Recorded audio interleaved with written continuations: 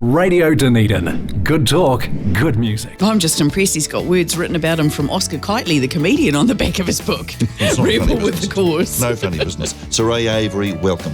Good morning. Keeping warm in libraries for a start at the age of 14.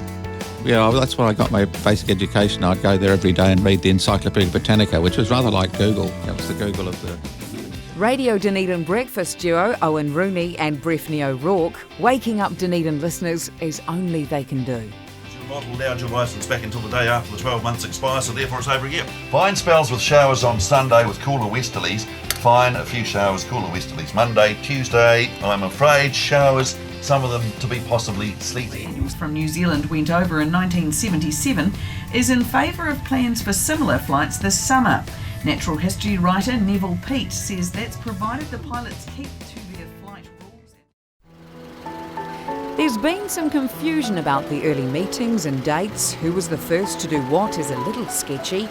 But nonetheless, it's clear a group including Professor Jack, Donald Toots Mitchell and a growing band of Dunedin radio enthusiasts made history in Dunedin in the early 20s. The year is 1922. Hi, I'm Neil McAndrew and we're counting down 90 years of broadcasting with Radio Dunedin.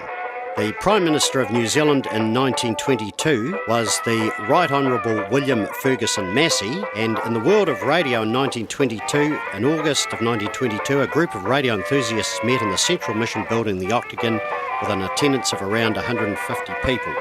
Professor Robert Jack was the guest speaker, and the Otago Radio Association was formed at this meeting way back in 1922.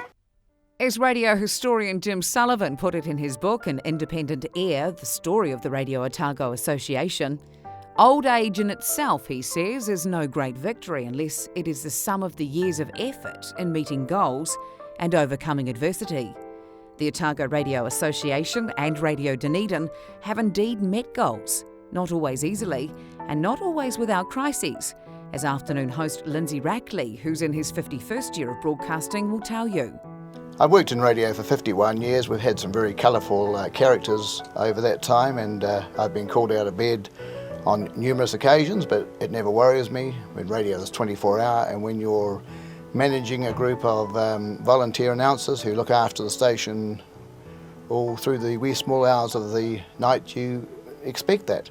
But probably the most horrific incident was when I was called up one Tuesday morning by the Telecom to say that our transmitting site, there'd been a fire there up in Highcliffe, and I said to the gentleman on the phone, how bad is it? And he says, there's nothing left.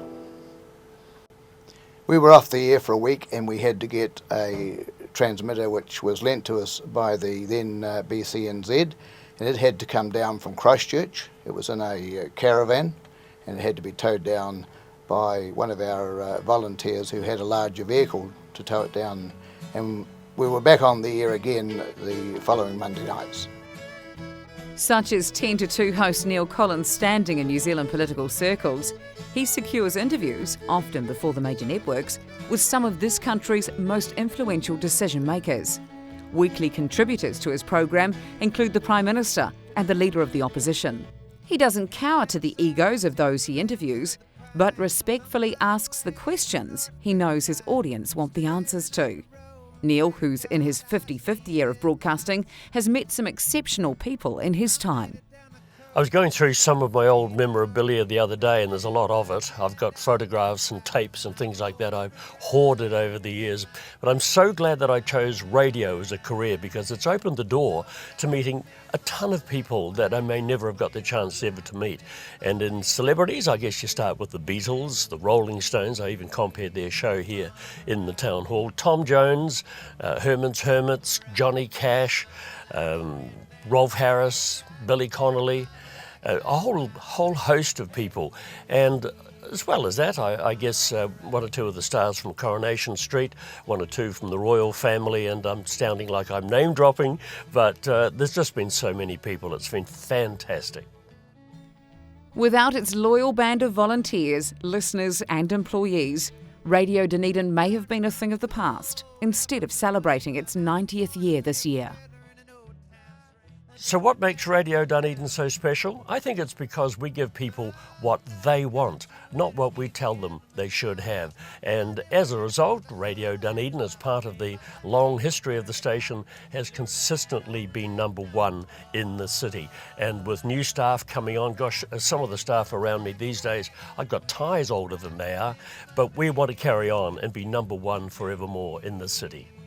Radio Dunedin's a really fun station to program because there's a huge range of music to choose from, and so the blend really consists of music starting from the 1950s all the way through to today. And this is just music that everyone knows. I mean, even young people basically can sing the songs from the 50s and 60s. They actually know them, which is great. And I think the other aspect to it is the information aspect. So it's not just music, it's also about talk. And a lot of that talk is local information. So it's really one of the last local community radio stations left in Dunedin. And that's one of the reasons why it's a real pleasure to work here.